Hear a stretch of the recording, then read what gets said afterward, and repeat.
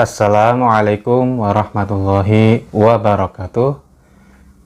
Bismillahirrahmanirrahim. Alhamdulillahirabbil alamin. Wassalatu wassalamu ala asyrafil anbiya'i wal mursalin sayyidina wa maulana Muhammadin wa ala alihi wa sahbihi ajma'in. Rabbi shrah li sadri wa yassir li amri wahlul 'uqdatam min lisani yafqahu qawli. Apa kabar anak-anak kelas 6? Mudah-mudahan anak-anak selalu dalam keadaan sehat walafiat serta dijauhkan dari penyakit yang sedang melanda negeri ini. Amin ya robbal alamin. Anak-anakku yang soleh dan soleha, pada kesempatan ini kita akan melanjutkan pembelajaran dengan tema ketika bumi berhenti berputar, subtema macam-macam hari akhir. Anak-anak, sebelum kita belajar, mari sama-sama kita berdoa memohon kehadirat Ilahi Robbi agar pembelajaran kita menjadi mudah dan kita bisa memahami pembelajaran hari ini. Amin ya rabbal alamin. Bismillahirrahmanirrahim. Raditu billahi rabba wa bil islami dina wa bi Muhammadin nabiyya wa rasula. Rabbi zidni ilma warzuqni fahma. Amin ya rabbal alamin. Ya anak-anak, sebelum kita belajar, kita berliterasi Quran terlebih dahulu ya. Kita akan berliterasi Quran surah Al-Kafirun. A'udzu billahi minasy syaithanir rajim. Bismillahirrahmanirrahim. Qul ya ayyuhal kafirun la a'budu ma ta'budun wa la antum 'abiduna ma a'bud wa la ana 'abidum ma 'abadtum wala antum abiduna ma a'bud lakum dinukum waliyadin. Shadaqallahul azim. Baik anak-anak, pada pembelajaran ini kalian diharapkan dapat memahami hikmah beriman kepada hari akhir yang dapat membentuk perilaku akhlak mulia. Ya, tadi Bapak sudah singgung subtema yang akan kita pelajari hari ini, yaitu adalah macam-macam hari akhir.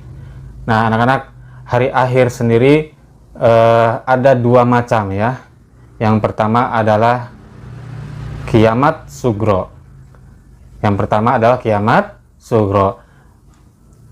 Kalau sugro sendiri dalam bahasa Arab artinya adalah kecil ya. Jadi kiamat sugro adalah kiamat kecil.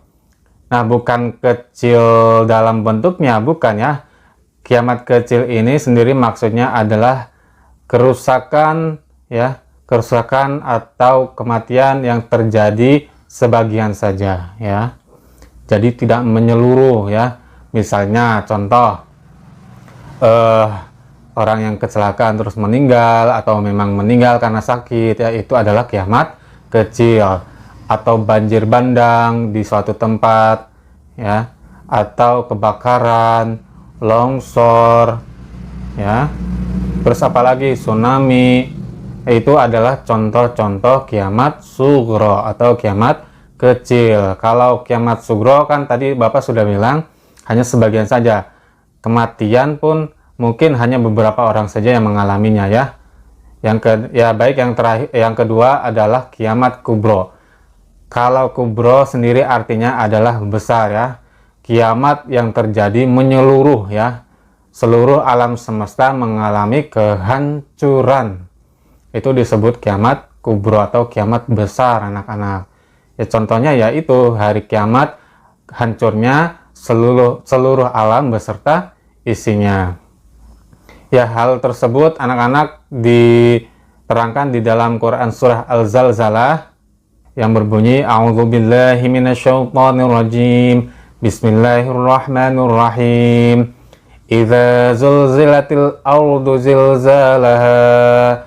Artinya apabila bumi diguncangkan dengan guncangan yang dahsyat. Wa akhrajatil ardu asqalaha. Dan bumi telah mengeluarkan beban-beban yang ada di dalamnya. Jadi ketika kiamat sugro atau kiamat besar, bumi itu berguncang dengan sangat dahsyat, ya. Semua isi yang ada di dalam bumi keluar semua, ya. Gunung hancur, semuanya hancur, tidak ada yang tersisa. Bahkan kalau kalian misalnya pun, saya punya rencana kalau misalnya kiamat datang nanti saya mau pergi keluar angkasa, ya.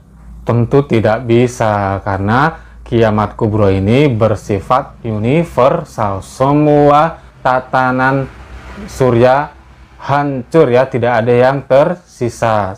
Seperti itu anak-anak. Ya, pertanyaannya, apakah ada kehidupan lagi setelah itu, Pak? Tentu, ya, setelah kiamat setelah kiamat kubro terjadi, semua tatanan surya ini hancur, ya, tentu ada kehidupan lagi setelahnya. Kehidupannya apa aja sih? Yang pertama adalah yaumul barzah atau alam barzah, atau yang biasa kita kenal adalah alam kubur, ya. Alam kubur, misalnya seseorang meninggal sebelum datangnya hari kiamat, tentu dia terlebih dahulu dimakamkan atau dikuburkan, ya. Alam kubur atau yaumul barzah atau alam barzah sendiri adalah hari setelah manusia mengalami kematian dan menunggu terjadinya hari kiamat. Itu yang pertama. Yang kedua adalah yaumul ba'ats atau hari kebangkitan. Setelah terjadi kiamat, maka manusia seluruhnya akan dibangkitkan, ya. Dibangkitkan oleh Allah Subhanahu wa Ta'ala untuk menerima perhitungan atas segala amal perbuatannya. Yang ketiga adalah yaumul mahsyar. Ini adalah hari di mana manusia dikumpulkan dalam satu padang atau biasa kita kenal padang mahsyar, ya. Orang-orang dikumpulkan dalam satu tempat, ya. Mereka siap untuk menerima perhitungan atas amal perbuatan mereka. Yang keempat adalah yaumul mizan. Nah, yaumul mizan ini adalah hari di mana seluruh amal perbuatan manusia mendapat perhitungan Allah Subhanahu wa Ta'ala. Jadi si A giliran mendapat penimbangan atas catatan amal perbuatan selama hidup di dunia. Lalu lanjut si B, ya. Si B juga mendapat giliran untuk ditimbang catatan amalnya selama di dunia. Begitu sampai seterusnya di dalam yaumul mizan. Yang terakhir adalah yaumul jaza.